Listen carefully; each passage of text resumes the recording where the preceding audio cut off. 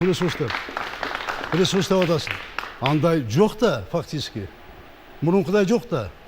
Эми болады екен. Кейде ойлаған ойды башқа біреу башқа қылады екен. Кейде жақсы көрдім деп, кейде тұрмеш қылады екен. Андай болады екен, ел болғандан кейін 6 миллион ел біз. Бірақ ошоның бардығын тең бийликке байлабаш керек. Өмүрбегиним. Эми Сооронбай Шарипович, сиз туура айтып атасыз. 2009 жылкы шайлоо менен азыркы шайлоо асма менен жерде. Ошонун негизинде Бакиев куугунтукка болуп качып жүрү. 86 бала качып болду. 86 бала качып болду. Бунун чоң өзгөрүүлөрдүн негизинде Алмаз Шаршенович тарыхта бир эле ошол кишинин чоң салымы бар. Ошол киши өзгөртүп атат. Башкалар аракет кылып бусканга барып атат. Ал киши мынакей шайлоо таза болот деп сизге да айтты, мага да айтты, жанагы оондун трибунасына да айтты. Менин бир гана тилегим бар. Ниетим бар. Ушул жерде турган 4 талапкер жана башка талапкерлер баардыгы ушу эл үстүн өзгөрсө экен деп атса керек. Бирок баардыгыбызга тең шарт болуш керек. Адым ресурс кайсы талапкерге карата колдонуп атат. Акча кайсы талапкерге карата коротулуп атат. Кошумча тизмелер кайсы талапкерге карата жазылып атат. Анын баары эл көрүп турду, Сооронбай Шарипович. Мен ошо жөнүндө сөз кылып атам. Анан мен да жооп берип коеюн. Жана мен сен инимсиң. Ошон үчүн мен сен деп сүйлөп атам. Сен билесиң, мурунтан бери сен деп сүйлөйм, иним деп. Сени мен балапанында билем 2005-тен баштап. Кандай болгонуңду? Эми Сооронбай Угутурсаң. Анан кийин мен эч качан балапан болгон эмесмин. Мен куугунтайын деп атасың. Мен сени эч качан балапан болгон эмесмин. Куугунтабайм. Сиз мени сыйлагандан кийин сиз сийлеп сүйлөңүз. Мен сени куугунтайсың, мен куугунтабайм сени. Өмүрбегиним. Куугунтабайм. Эми биринчиде коррупция менен угуп тур, коррупция менен күрөшпөйсүң дейсиң. Коррупция менен мен күрөшөм, мен тазамын, сен күрөшө албайсың. Сен күрөшө албайсың. Үчүн эле мен сени жакшы билем, эмнеге батканыңы. Мен ошон жайда масыга 20 суроом бар. Эгерде мен президент болуп калсам, өмүрбегине мен сенен баштайм. Үчүн дегенде, үчүн мен айтып атам бюджет көтөрөм деп. Үчүн айтып атам мен мугалим айылын көтөрөм деп. Үчүн мен Кыргызстанды 2005-те бери жакшы билем. Ким кантип байыган, ким мамлекетке кызмат кылган, ким уурдаган мамлекетти. Аны мен жакшы билем. Биринчи сенен баштайм, ачык айтайын мынакей, мына мен өзүң баштадың. Мен айтпайын дедим эле. Кудайым колдо, эл колдо президент болуп калсам, ошо миллиардтар төктүрөм бюджетке, мугалимдин айлын ошо менен көтөрөм мен. Ошондой коррупционер эсептелген 35 бар. По фамилия билен бар тең. Мен ошодон баштайм буюрса. Эми мына мен күрөшөм, тазамын. Мен Кудайдан коркпойт экенсиң, мен Кудайдан корком. Мен Кудайдын алдында, мына мени жаманат кылайын деп аракет кылдым азыр элдин астында. Мен Кудайдын алдында бүгүн алып кетсе, бүгүн таза болайын деген кишимин. Мага байлык бул эч нерсе эмес. Мага мамлекеттик бийлик бул элиме кызмат кылыш. Элиме кызмат кылыш.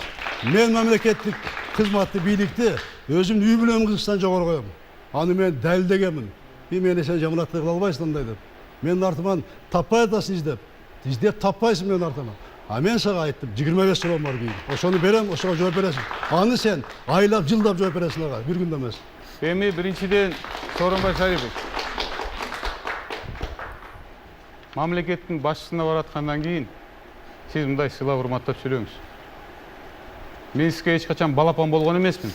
Мен сиздей болуп, чиновник болуп, каяктан байлык тапканыңызды далилдеп, сиз далилдеп бересиз.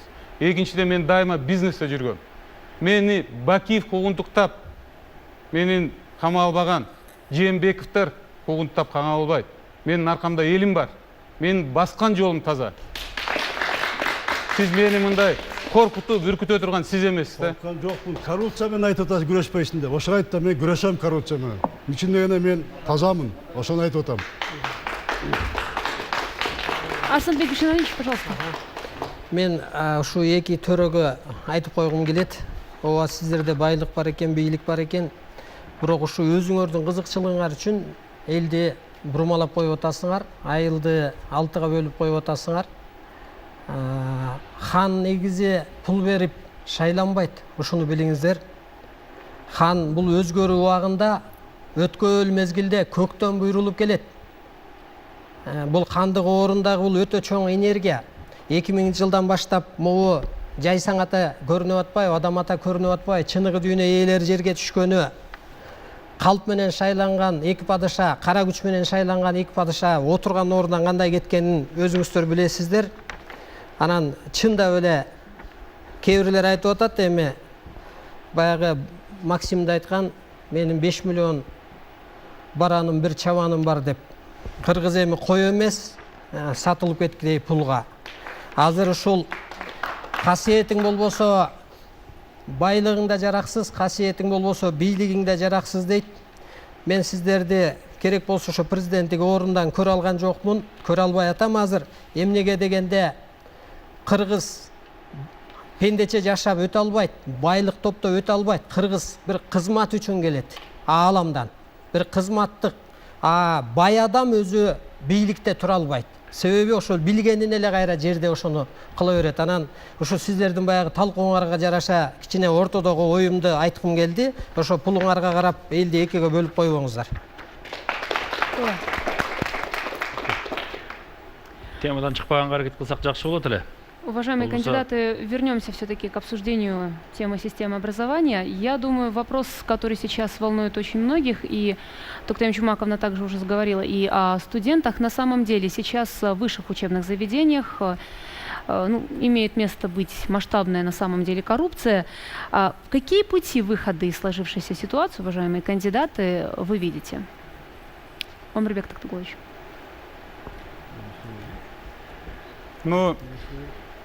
Относительно высших учебных заведений, у меня законопроект есть в парламенте, когда все студенты должны сдавать ОРТ. Независимые органы должны проводить ОРТ. И тогда преподаватели будут понимать, вне зависимости от контракта, от связей, они будут понимать качество оценки студентов. И тогда только студенты, сдавшиеся независимым организациям тесты, они получат достойные дипломы. И тогда только высшие учебные заведения превратятся в привлекательный, инвестиционный, один из инструментов в нашей стране. На сегодняшний день в нашей стране из Индии, из других стран учатся. Они дают бюджету около 8 миллионов долларов. Я думаю, эту цифру можно было бы увеличить до 100 миллионов долларов. Это огромная инвестиционная привлекательность. Арсенбек Бишналевич. Коррупция кайсы убакта токтойт. Ошо бирөөнүн баласын жаман дебе. Себеби сенин балаң дагы андан артык эмес, кызың дагы андан артык эмес деген түшүнүккө жеткенде, адамдын ошо аң сезими бийиктегенде, Кыргызда керек болсо эшиктен мен Кудай конокмун деп келген кезде, кокуй муну да бир жан кийип келиптир деп ошону тозуп алган, жөн эле бир жүдөп келген адамды. Ошол деңгээлге жеткенде коррупция өзү эле жоюлат эле, кайда болсо дагы. Мейли бийликте болсун, мейли ошо мектепте болсун, мейли университет окуу жайларда болсун. Я считаю, пока доступ для всех, когда не будет равен, мы не можем говорить о снижении коррупции. Например, Омарбек Токтугович, Сооронбай Аксакал, все мы четверо учились в советское время. Мы все, сельские дети, попали в высшее учебное заведение и получили бесплатное, качественное образование без ОРТ. Сегодня с ОРТ дети не могут мыслить, не могут излагать свои мысли, писать, читать. Даже выпускники, которые имеют красные дипломы. Поэтому всеобщее бесплатное образование должно быть нормой. Равенство везде должно быть одинаково для всех. Поэтому я за отмену ОРТ и за отмену платного коммерческого образования. Я считаю, состязательность в вузах может быть. И мы должны вернуть доверие к академической элите. Если мы боимся коррупции, сделайте письменные экзамены, соберите всех преподавателей разных вузов, проверите во Дворце спорта, как это делает Китай. Они собирают своих студентов в одном месте, все это программируется, и никто не знает, чью работу кто проверяет. Таким образом, мы должны поднять интеллигенцию, которая сегодня стоит на коленях. Сегодня мы должны поднять преподавателя, который стоит на коленях. Только тогда, когда преподаватель встанет с колен и достойно будет сам лично проверять оценки и сам выставлять оценки, когда слово учителя будет закон для ученика, только тогда мы можем побороть коррупцию. То есть ваша альтернатива ОРТ – это вступительные экзамены? Я считаю письменные экзамены везде. В школах мы будем вводить письменный экзамен в 8 классе, в 10 классе на русском, на английском, на киргизском. Трилингвизм – это очень важная система, поэтому мы будем поддерживать этой политики, и мы будем добиваться этого. Спасибо, Сооронбай Шарипович. На ОРТ она должна остаться. Вы знаете, какая система была до ОРТ при поступлении в вузы, какая стала теперь. Коррупция в системе образования при поступлении в вузы на бюджетные места – это уже решенный вопрос. Компьютер сам решает, кого вузы, кто может поступать в высшее учебно-образовательное заведение. И второе, мы должны создать конкуренцию, здоровую конкуренцию. А для этого, например, вот в детских садах, почему там идут поборы? Потому что не хватает детских садов. Мы должны увеличить детские сады, чтобы родитель, когда идет в детский сад, мог выбрать, какой детсад он отдать свое дитя. Мы такую систему должны сделать. И в школьном образовании, и везде должна быть конкуренция. Спасибо. Уважаемые кандидаты, у вас есть чуть больше минуты до конца второго раунда. Вот касаемо нашей сегодняшней темы, системы образования, я могу вам задать еще один вопрос. Вы можете на него ответить, либо, если вам есть что сказать по вашей платформе, по вашей предвыборной программе, пожалуйста, вопрос, либо вы продолжите говорить.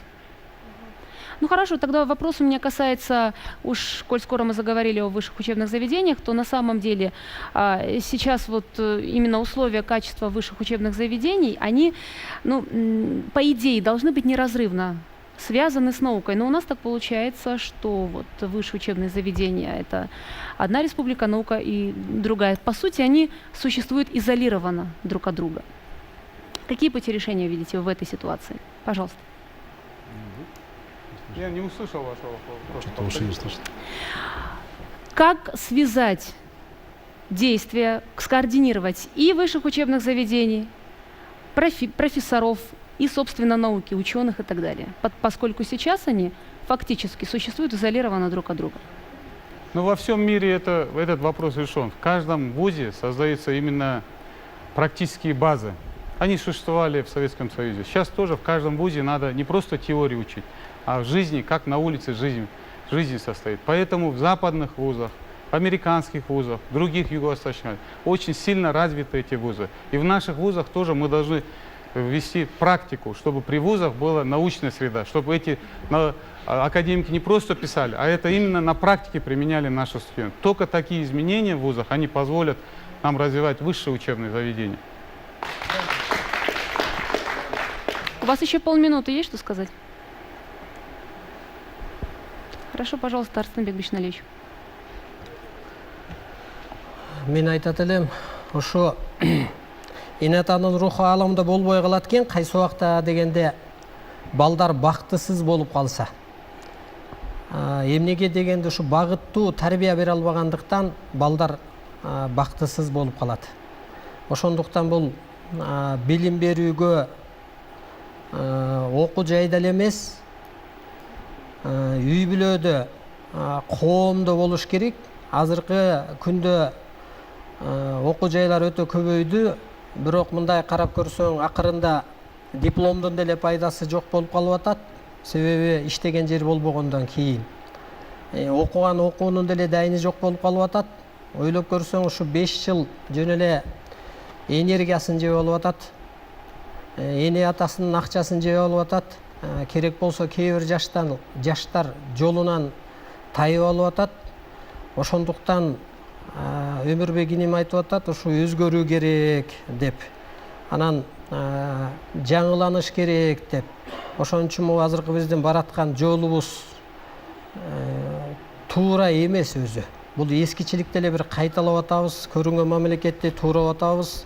Ошон үчүн доор башка, мезгил башка, ошо доорго карап билим берүүнү дагы, ошо башкаруу жакты дагы түптөп чыгышыбыз керек. Анан ошо эне ата сыяктуу эле биз дагы жерде карапайым эл бактысыз болуп атат. Себеби башчыларыбыз багыт көрсөтө албагандыктан ошо бактыбыздан ажырап атабыз.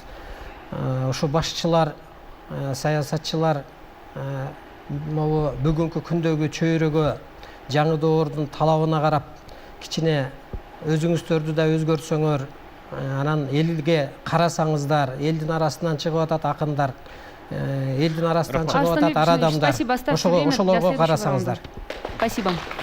Туктаим Жумаковна, пожалуйста. Я еще раз отмечаю, что ОРТ антиконституционно, так как ребенок, который не прошел ОРТ, становится изгоем. Ему ставят печать, что он ни на что не способен. Тогда что делала с ним 10 лет школа? А какие пути решения академической науки вы видите? Я считаю, что это периодический контроль должен быть, а вообще надо комплексная программа нужна. Науку надо совмещать с практикой. И вообще мы должны сделать учет рабочих мест, куда пойдут наши дети работать. Пока мы не сделаем системный подход к образованию, в котором заранее будут планироваться нужные профессии и куда может пойти обустроиться после вуза наш молодой человек, мы ничего не сделаем. Поэтому и научные исследования должны быть направлены на то, в каком направлении нам нужны профессионалы. И поэтому в этом направлении мы должны избирать и научные исследования, и практику. Практика не должна быть отдельно от теории, и с первого курса практические занятия должны прилагаться к обучению. Спасибо. Наука должна быть взаимосвязана тем отраслями, для которых они готовят специалистов.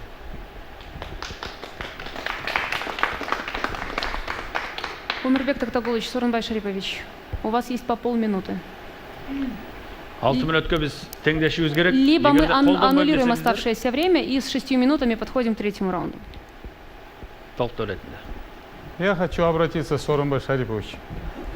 Алмаз Шарсенович всегда приводит пример Германию. ХДС и ХСС, две партии, спорят между собой, а потом после выборов они дружат. Дай Бог, когда я выиграю выборы, я не буду за вами гоняться, не буду вас судить и ваше окружение. Я вас как старшего брата приглашу за чай. И я изменю политическую систему. В политической системе оппонентов не гоняют, а с оппонентами спорят, а потом с ними дружат. И так только страна меняется. Урматтуу Сооронбай Шарипович. Спасибо. Урматтуу Умирбек Токтогулович, мейлі ошондой биздин мамилебиз буга чейин жакшы болуп келген. Бүгүнкү ушул минутка чейин баштаганда эле тема менен баштабай менен баштадың. Мага күнөө кое турган болуп, болбогон нерсени жабыштырайын дедиң, калптарды айттың, калпты мага жабыштырайын дегениң. А мен сага жооп эле бердим. Мен баштаган жокмун. Мен сени да жакшы көрөм. Бирок сен туура эмес кылдың. Анан кийин айтып атпайсыңбы? Мен жамандык кылбайм, мен коррупция менен күрөшөм деп атам. Сен күрөшпөйсүң деп атасың. Мен күрөшөм. Эң катуу мен күрөшөм. Имейбиз ошону. Ошондо айттым мен башка пункттан деген жокмун, буюрса. Рахмат. Убактыңыздар бүттү. У меня 4 секунды осталось. Пожалуйста. За всеобщее бесплатное образование, за доверие к педагогу. Спасибо. Ушуну менен биз бүгүнкү телетаймаштардын экинчи раундун жыйынтыктайбыз.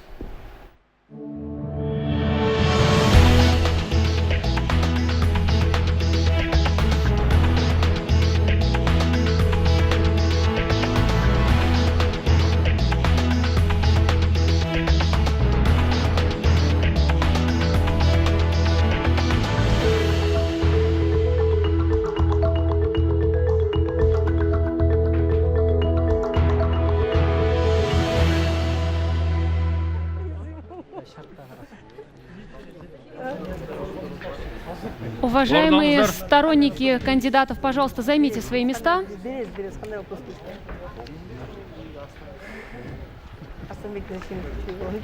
Урматтуу меймандар, талапкерлер, орун алыңыздар. Биз 3-чү раундду башташыбыз керек. Итак, мы начинаем третий раунд.